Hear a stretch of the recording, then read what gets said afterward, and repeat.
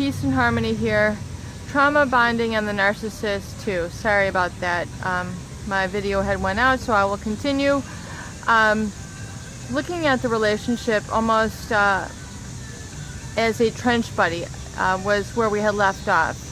The bond, the intense bond that is created between the abuser, the narcissist, and the abused, their target, their victim, or you who's watching, very commonly encounters something called trauma bonding. This is also linked to another term called the Stockholm Syndrome, where you unnaturally are bonded. It doesn't mean love, it doesn't mean infatuation, it means bonded with your captor or your tormentor or your abuser. And this can include abusive, meaning emotional abuse, physical abuse, sexual abuse. What we have encountered in exposing the narcissist, that it was an unhealthy situation and created a severe degree of stress and trauma in their victim.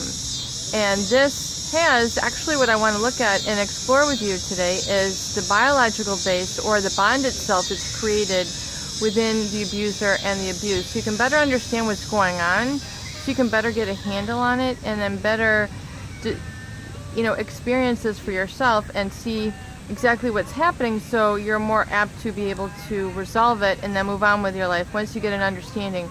I really believe education is an extremely important part to surviving and healing through a narcissistic relationship. And upon exposing them and realizing this was atypical, you need the proper tools. So that's the goal of this video here today. So the trauma bond, if we look at it again, once again, it's an intense bond, which means a connection, a relationship. This is not love, this is not a friendship, it is a bond.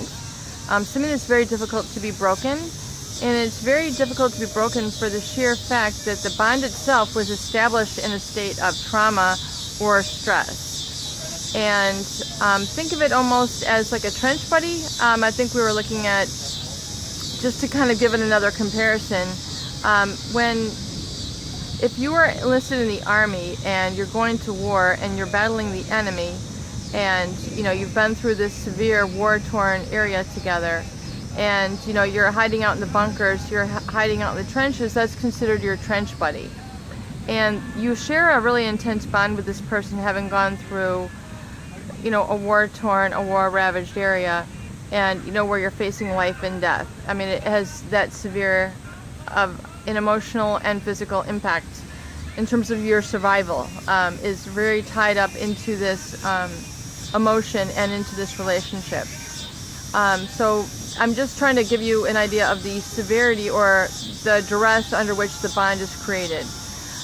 Likewise, a trauma bond is also seen between an abuser and the abused, often also through things like concentration camps, or the oppressed and their oppressor, where they come to have a favorable or positive bond or connection with their captor, with their abuser.